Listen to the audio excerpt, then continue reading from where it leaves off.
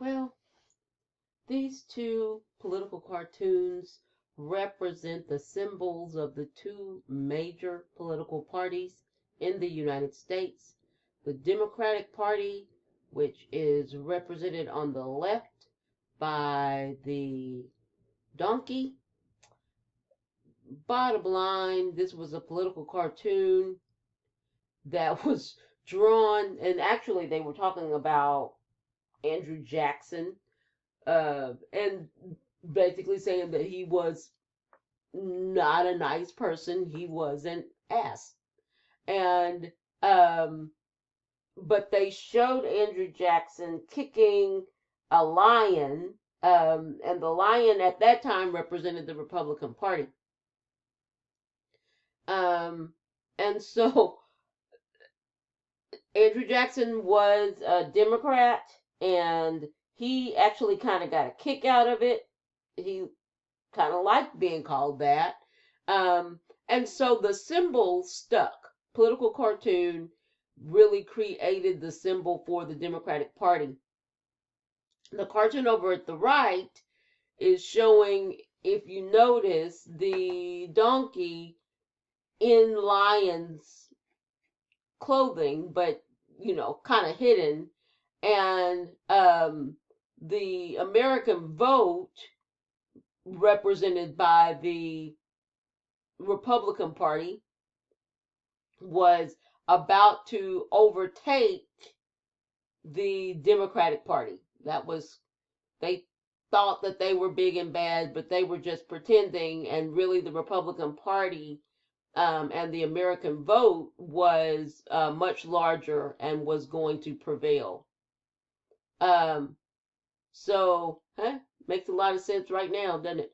Um, but the elephant became the symbol of the Republican Party. And to this day, the symbol of the Republican Party is the elephant. So, how did political parties get started?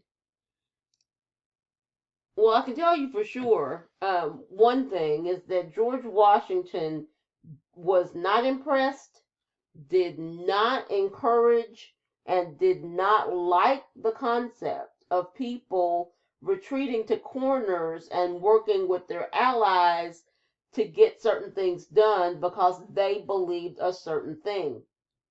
He saw infighting between Alexander Hamilton, who was like himself a Federalist, and Thomas Jefferson, who developed as one of the top anti-federalists, although Thomas Jefferson, as one of the top anti-federalists, he had been ambassador to France, um, but he started writing pretty early on that he really thought that states should have certain rights. Another Federalist, after George Washington decided that he wasn't going to run, was the second president of the United States, John Adams. And good heavens, John Adams was a contentious, hard to get along with person, even for Federalists, but certainly anti-Federalists did not like his heavy-handedness. So I've said a whole bunch just to say that when George Washington did his farewell speech, one of the things that he did was just requested that somehow Americans avoid political party spirit and geographical distinctions. He did not want people to start fighting and retreating to corners. It was something that he warned against, but honestly, he was not very successful because the infighting started pretty early on. A political party is defined as an organized group that may include office holders, candidates, activists, and voters who pursue their common interests by gaining and exercising power through the electoral process. The thing that distinguishes political parties is that in the end, the goal is to actually have someone in office that agrees with you, that's on your team, that holds the same philosophies or similar philosophies as you. So political parties basically link institutions between citizens, link institutions to citizens, because the citizens that identify with the people of a certain party are going to work to elect people in that party to positions, to state positions, state reps, state senator, governor, to attorney general, to secretary of state. In Texas, the secretary of state is appointed, but in some states, the secretary of state who's in charge of elections is elected. Then you also are going to be looking at people that are running for the House of Representatives, the senators that represent your state, and ultimately, kinda, the president. And we'll talk about the kinda in a little bit. Party competition basically helps voters narrow down their options. And then they basically are able to say, well, I believe this, this, this, and this, and this. This party believes at least this and this. So this is the person that I'm going to go for. It helps to make decisions, especially if you're not very familiar with the candidates. In the United States, we do have a two-party system. And we have only been able to really sustain a two-party system. I like this chart, and so I invite you to take a peek, even though it stops in 2012. And it is showing on the blue side is the donkeys. Democrats are the longest serving, or the longest existing party. Started out as Democratic Republicans, then they just dropped the Republican part and kept the Democrat part, and so they have lasted the longest. And then on the right side, you have Federalists, who then just kind of dissolved, and then you have National Republicans. Then you had the Whig Party, which really dissolved as people started to move over to the Republican Party in the 1850s. And then the party has stayed the Republican Party since then, since a few years before the Civil War. So very useful chart. So let's talk about the development of the party system. I alluded to the fact that really parties evolved out of personality conflicts. Alexander Hamilton and Thomas Jefferson were, and of course, Alexander Hamilton was never a president of the United States. He was Secretary of the Treasury while George Washington was president. The play Hamilton, if you haven't used your free trial on Disney Plus to see Hamilton, or actually been to see Hamilton, I would suggest that you do that. I'm just going to show you a little clip.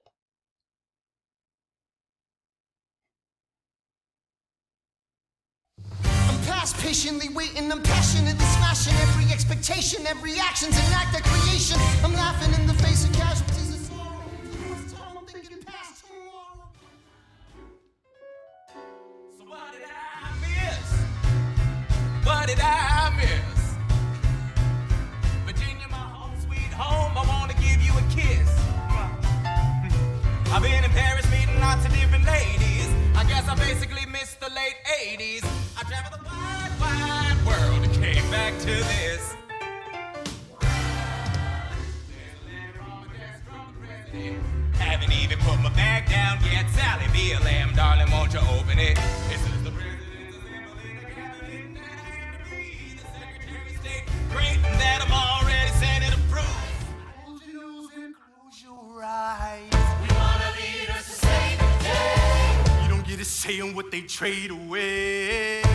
We dream of a brand new start, but we dream in the dark for the most part. Dark as a tomb where it happens. I've got to be in the room. I've got to be.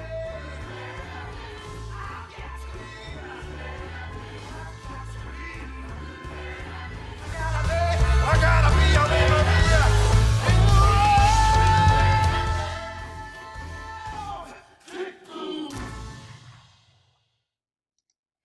I'm just patiently waiting, I'm passionate.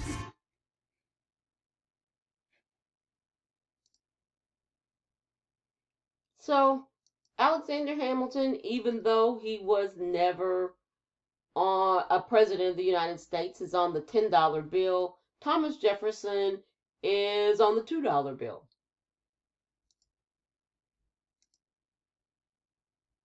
So, Hamilton's Federalist Party, because, I guess technically George Washington was no part of any party. He was just trying to rule or be president of this new nation. They really kind of focused on the federal government and the strength of the federal government.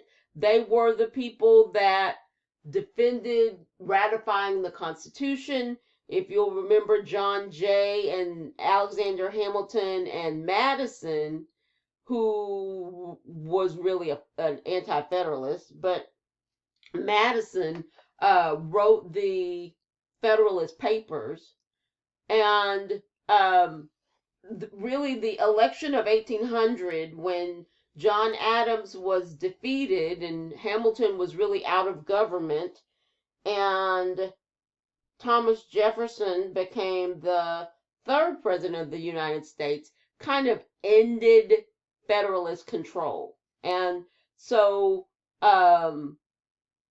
Federalist really kind of disappeared. And what emerged after that, and we'll just talk a little bit about the election of 1800, very contentious. John Adams was running, Thomas Jefferson was running, and they fought and talked to the electors, and once everything was said and done, the electors when they voted, nobody got the requisite amount of electoral college votes. So when that happens, and I'm giving you answers to extra credit here, when that happens, the Constitution says that the House of Representatives will decide who the president is going to be. So it was, John Adams had already actually been eliminated. It was really between Thomas Jefferson and Aaron Burr. And a lot of people sought input from Alexander Hamilton because he was a respected governmental scholar. Alexander Hamilton said, I think that you should vote for Thomas Jefferson. I don't really like him, but at least he stands for his principles. I think you should vote for Thomas Jefferson. And eventually, that's exactly what they did. Thomas Jefferson became the president of the United States. Aaron Burr became the vice president of the United States, because that's the way that they used to do it. Whoever got second was the vice president. And Aaron Burr developed an anger for Alexander Hamilton that lasted, well, I guess a few more years. Now for another 90-second history report. Politicians fight. That's nothing new. You hear about it every day, but did you know that a cabinet member and a vice president once pulled guns on each other? Back in 1791, Aaron Burr took the New York Senate seat from incumbent Philip Schuyler, father-in-law of Alexander Hamilton. You know, the guy on the $10 bill. That made me mad. A few years later in 1800, the Electoral College can't decide between Thomas Jefferson and Aaron Burr for president. Hamilton, Secretary of the Treasury, breaks a deadlock, calling Jefferson the lesser of the two evils. Now I'm mad. Public name-calling continues for years, until finally, Vice President Aaron Burr challenges Alexander Hamilton to a duel. In July of 1804, the two met outside Weehawken, New Jersey. The story has it that Hamilton fired first with a shot near Burr's head. Burr responded with a shot in Hamilton's abdomen, which eventually kills him. Burr is later charged with murder. He serves no time, but his political career is ruined. So here it is in a nutshell. Two colonial heroes rose to fame. When things went bad, each used the other to blame. One lost his life, the other his name. Politics truly is a dangerous game. That's the Burr and Hamilton duel in 90 seconds. So he basically remained angry with him until he killed him in a duel.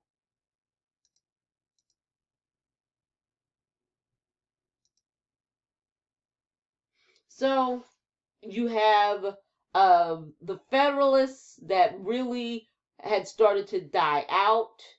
And then you had Jefferson's, and he gave them a name, Democratic Republican Party. Now, these were the old anti-federalists. They focused on small farmers. They focused on states' rights. And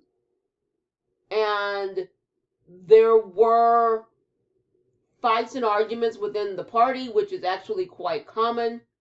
And under Monroe, the party, after some people left, dropped off the name of Republican and became known as the Democratic Party, the Democrats.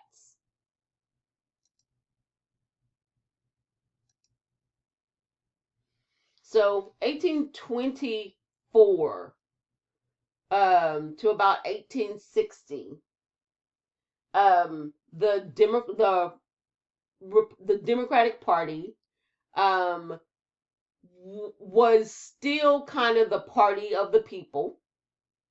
They were grassroots, and there were lots of local organizations. And Andrew Jackson decided that he was going to start traveling around the country and mobilizing some of these local Democrats. So he started telling them, you need to start making sure that you get Democrats in office. You need to implement a vote so that you can tell the electors who you want to vote for president. You need to organize to get more Democrats in state offices. So so the party became much more open to citizen participation. So at this time, the Democratic Party started having primaries, and the Democratic Party started having the people vote for their suggestion, and that's really all it is, their suggestion to the electors for who they want to actually get the office. So election participation went way up because people felt like they were more involved. So then the Whig Party developed, and this is a electoral ticket for Henry Clay. And by this time, Thomas Jefferson had changed the rules, and he started saying, instead of the person that gets second automatically being the vice president, I'm going to pick my vice president. And vice president, the presidents have been doing that ever since. They've been picking the person that would serve as their vice president if they got elected. The Whig Party was really hyper-focused on the issue of slavery and not expanding slavery. And then there were people within the party that really wanted to abolish slavery. And so they kind of got into it, and the Whig Party really dissolved, and the new name was called the Republican Party. And so Abraham Lincoln was a Whig, and then Abraham Lincoln saw the writing on the wall. Probably you're not going to find someone more politically astute than Abraham Lincoln. And so he moved over to the Republican Party before the Whig Party completely dissolved. And so the Republicans were more abolitionists than the Whigs had been. And I'll promise you that Abraham Lincoln was no abolitionist, not at first. He just thought that slave states did not need to expand, and when new territories or new states were admitted to the Union, they did not need to be slave states. That was as far as his Whigness would let him go. But since the Republican Party stood for abolition, many Democrats started to say, if this guy gets elected, we are out of here. Now, a lot of people, it didn't look good for a long time. A lot of people didn't think that he would. He had lost elections, but he did get the nomination for the Republican Party. And he did actually win the presidency, Abraham Lincoln. And so you started to see the parties moving away from each other on this one issue: abolition of slavery, support of slavery. Abolition of slavery, support of slavery. Those that supported states' rights to at least choose whether or not they would allow slavery or not were moving to the Democratic Party. And even those Democrats that lived in the North started to find it politically expedient to move to the Republican Party. So Southern states did secede, and so the Democratic Party was really the party of the South. Most of the Democrats that lived in the North moved over to the Republican Party. And because the Democratic Party had become we believe that slavery is so important that we'll secede about it party. So the Republican Party grew in power as the Democrats were all in the states that seceded. Almost all in the states that seceded. Republicans basically were the architects of Reconstruction. They were the architects of the 13th Amendment, the 14th Amendment, the 15th Amendment. Abraham Lincoln signed the Emancipation Proclamation, and it ostensibly was said it was freeing the slaves in the states that had seceded. So let's talk a little bit about this concept, which, I mean, I just hope that we got that down, that was really futile, but it sent a big signal out that we're fighting about something different than we were fighting about when we started. At first, they were just fighting because war had been declared on them and they just wanted the southern states to just come back into the Union and stop it.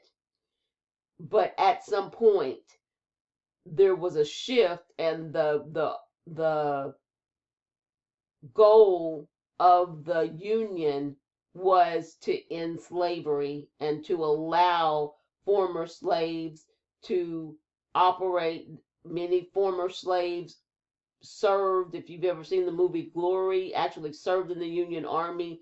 The world started to turn against the South, and all of this had the effect of the Union eventually prevailing in the war. So now let's talk about the concept of political machines.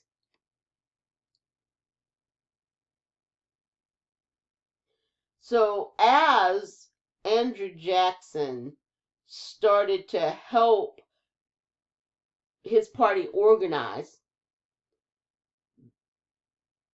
we saw that during this time, we were talking Whigs and Democrats, parties started to do favors. That's the only way I can think of it. Favors for people so that they could get elected.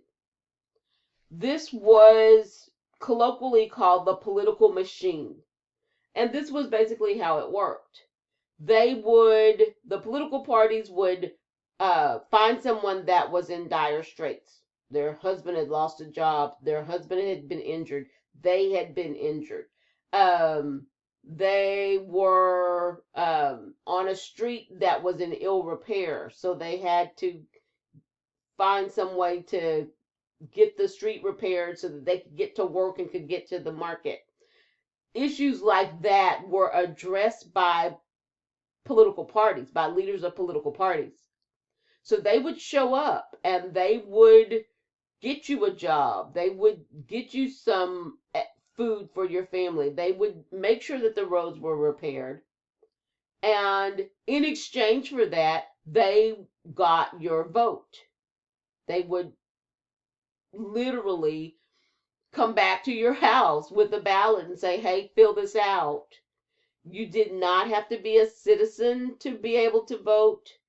There were no requirements or restrictions, and both parties would get this going where they were exchanging favors for votes, and they ran newspapers that specifically talked about all the great things that people from their party had done, and they would get votes for people. So they would use tangible incentives such as jobs to win loyalty among voters. They also provided a way to gain political power or gain social power through these well-organized organizations that were garnering votes and running government.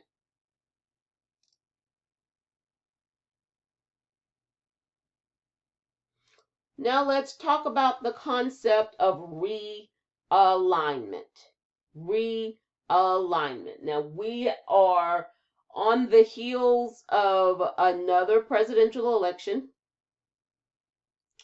and it is obvious that there has been a realignment of who defines the Democratic Party and who is most likely to vote for Democratic candidates, and what and who defines the Republican Party and what people are most likely to vote for Republican candidates. We are in the middle of another realignment.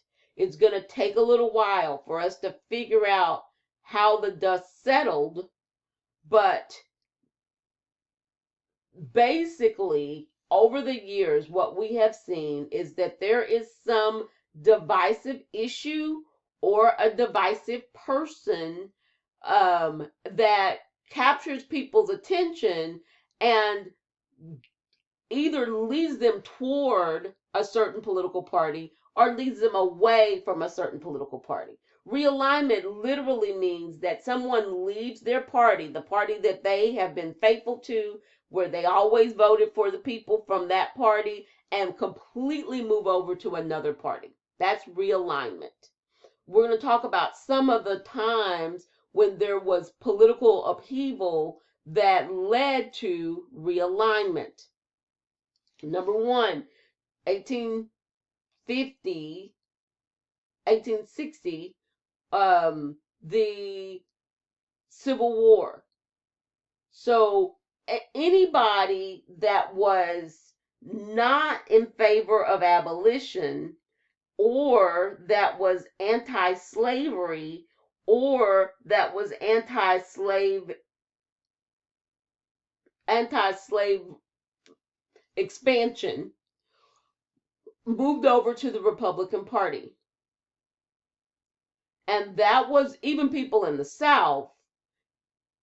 Many of them actually went and fought for the Union. So Republicans gained control immediately before the Civil War, which led the democratically led Southern states to secede, and certainly after the war, when Republicans were passing amendments and making rules that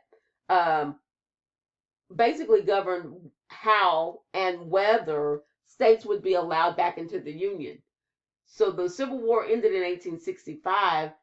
For instance, the state of Texas was not readmitted to the Union until 1870. So there was this period of time when Southern states and Southern leaders had to jump through hoops just so that they could get permission to re-enter the Union. 1896, after the war and after Reconstruction, Republicans solidified their control. Republicans were not really the conservative party. They were the party of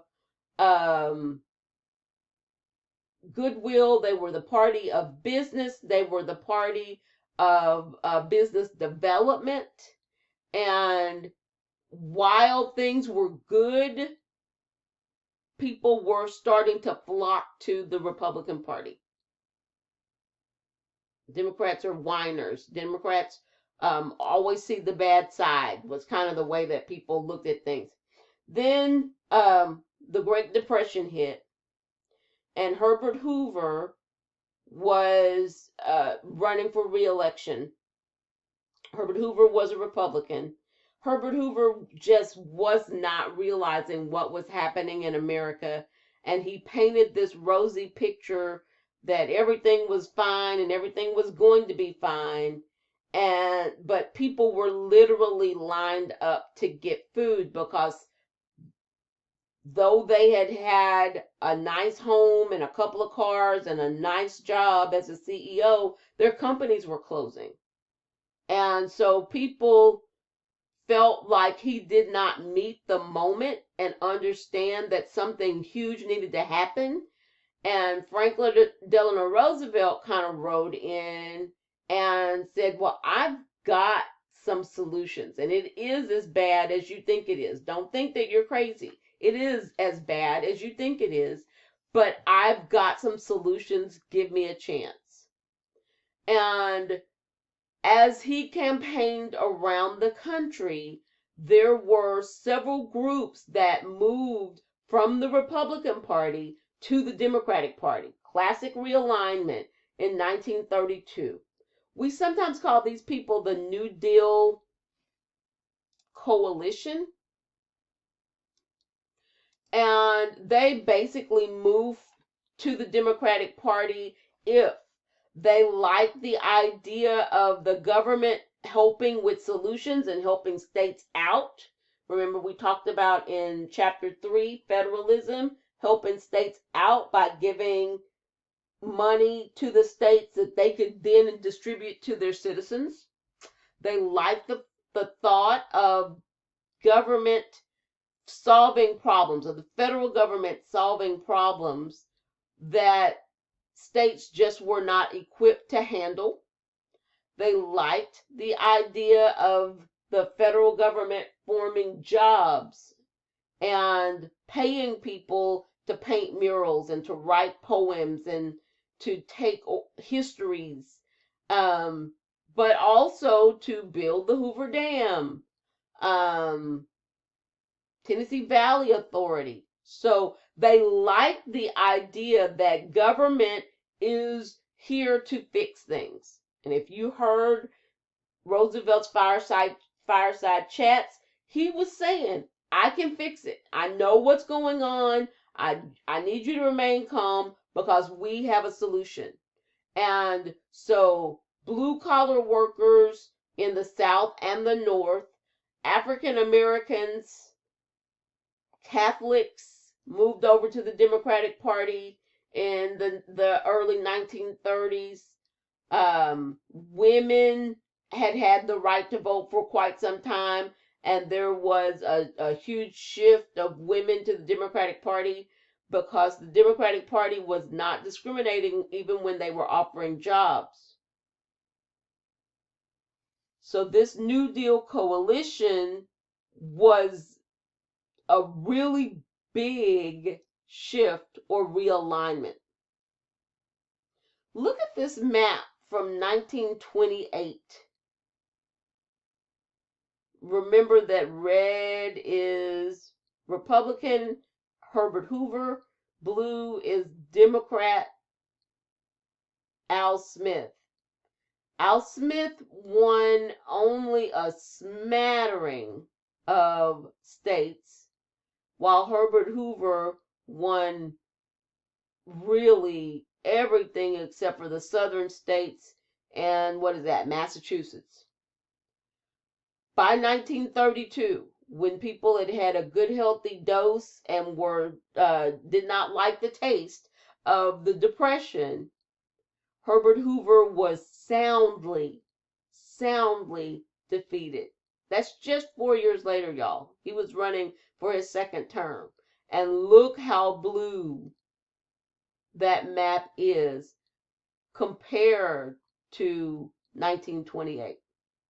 This is what a realignment looks like. The states were flipped. Now, have we experienced a realignment yet? Are we kind of at the end of one now? It's going to take a few months for us to figure it out. But it really, when Roosevelt passed away in his unprecedented fourth term, the coalition started to crumble because they really did not have an empathetic, smart, big personality person to lead the party anymore. So the New Deal coalition really kind of ended. It was a gradual thing, but it was really pronounced in the 60s. So the next Democrat that I'm going to discuss is John F. Kennedy, who was elected in 1960. He ran against Richard Nixon, who had been the vice president. And so Richard Nixon was a Republican and Kennedy was a Democrat. So Kennedy wins the election. He goes on to start to support civil rights legislation and support of the protesters and movements that the United States was starting to see, especially in the American South. Then he was assassinated in 1963. And I mean, was it the mob? Was it someone that just did not like the idea of desegregation? I don't know what the motivations were for for his murder, but he was killed in 1963, and Lyndon Johnson was his vice president, his handpicked, chosen vice president, chosen primarily because he was so politically savvy, and secondarily because he was from Texas and they thought that it would help to get the Texas vote. So Lyndon Johnson took up the cause of voting rights and civil rights and fair housing and Great Society programs like Pell Grants and community college system where you could go to school for a much cheaper rate than going even to a state school, and let's not even mention compared to going to private school. But the Democratic Party had this huge split because remember that a lot of Democrats were from the South. And here comes this guy saying you need to desegregate and we're going to force you to desegregate your schools because we're going to withhold money till you do. And we're going to send registrars to make sure, or observers from the federal government to make sure that you're not keeping people from registering to vote. And it started to really not sit well with Democrats from the South. And they would vote for Democrats on the local level, but started to really pay attention to Republicans, but especially when Barry Goldwater came in and started to define the Republican Party as a conservative group. Now, most of those Democrats from the South were very conservative. And so as civil rights legislation was being passed and civil rights legislation started to be enforced, these Southern Democrats were slowly but surely, and it was slow, but they were starting to be a little discontented with the Democratic Party. They had endured Roosevelt's tax and spend government, but they figured is what we needed at the time, but they did not like all that spending. So there's the first chink. And then the second one was all the civil rights legislation that Lyndon Johnson was not only passing, but helping to enforce. And so they started to little by little leave the Democratic Party. First, by just voting for Republicans on a national level while voting for Democrats on the local level and state level.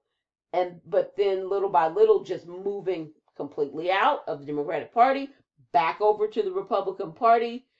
And so that was another realignment in the late 60s.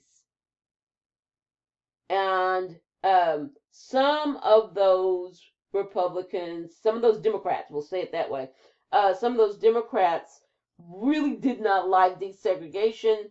They withdrew from the Democratic Party and ran Strom Thurmond for president under a party that was called the Dixiecrats.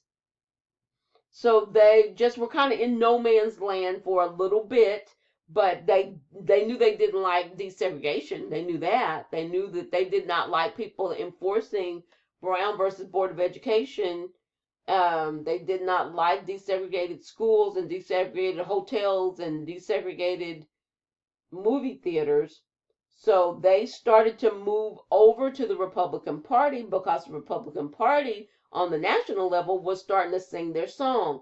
Fiscal conservatism, not necessarily supporting integration.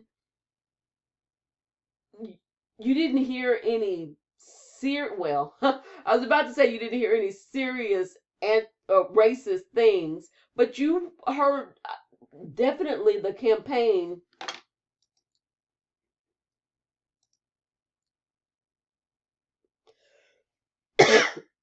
Definitely the campaign that Richard Nixon ran in 1968 was an anti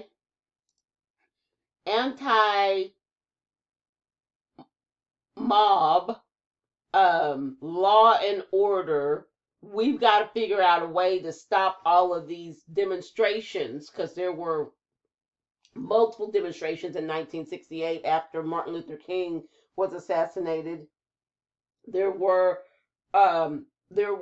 riots, and so Richard Nixon moved in and said, well, we need to fix this. We need to fix this. We need to figure out how to get Earl Warren off the court. We need to make sure that law enforcement has all the tools that they need. And there are people that don't like what's happening in their cities. And I am going to be the person to represent you. I know you're scared to say it. You are the silent majority. And it worked. It got Richard Nixon elected, and it moved a lot of people out of the Democratic Party over to the Republican Party in 1968, and then he was reelected in 1972.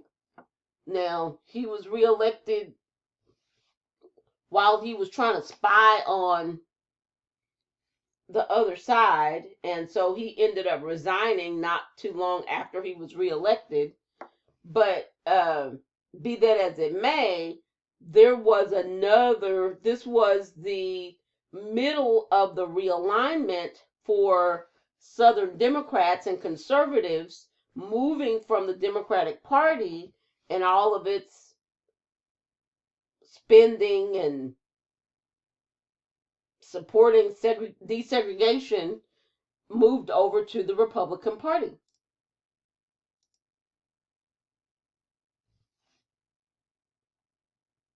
So today, parties are closely matched. Well, probably prior to 2016, the parties were very closely matched. Because you had moderate Democrats. Nobody wanted to be accused of being too liberal in the Democratic Party. And so moderate Democrats like Joe Biden, and you had moderate Republicans. And so there was some ground that the parties could find you would hear Democrats saying, we don't want to spend too much money. We don't want to bankrupt our country. You would hear that. And so the parties were very closely aligned. Now, I would say that in 2016, as Donald Trump started rising through the ranks and rising in the vote count through the Republican Party became a lot more conservative. They had absorbed the Tea Party, and they were the most conservative. And so the Republican Party has become much more conservative, and many in the Democratic Party have become much more liberal. In the end, usually it is not the extremes that get elected.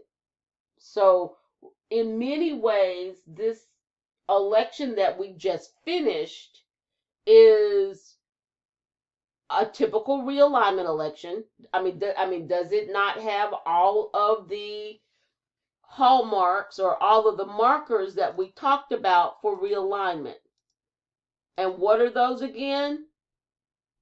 A divisive issue, in this case, a divisive person that disrupted the existing political order.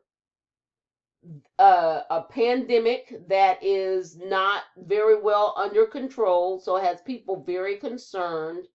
Economic upheaval because some people are not able to work because their jobs have been eliminated. You are seeing more and more for lease signs in even the largest shopping centers.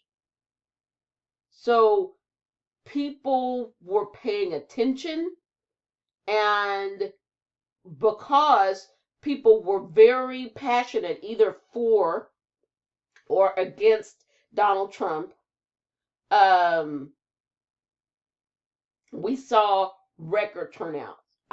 If they haven't finished counting as of today, November 8th, 2020, but once they finish, we are going to see a much higher voter turnout than we have seen in elections in a long time. Our peak in the United States was 1960, and where we hit 64% of the voting age population actually voted. I am starting to think that we are going to be hitting 1960s numbers. I still haven't heard yet, but we're going to see some large numbers, and that was because there was a big issue. There were people that moved over from the Republican Party to the Democratic Party because they liked the message, and there were people that moved from the Democratic Party or moved from unaffiliated to the Republican Party. So when it's all said and done, it looks like there were more people that moved over to the Democratic Party than moved over to the Republican Party. But I mean, we will see. But we are in the middle of a realignment. The question is, will this hold?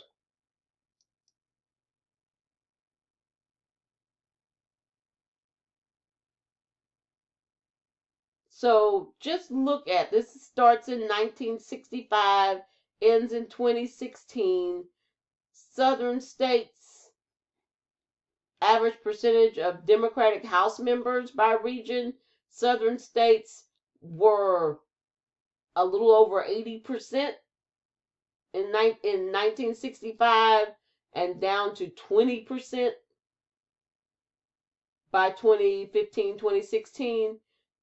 And in New England, Democrats were 60%, and then it went down to a all-time low of 30% in the 80s, and is now more than 80% in the Northeast of the people that are elected to positions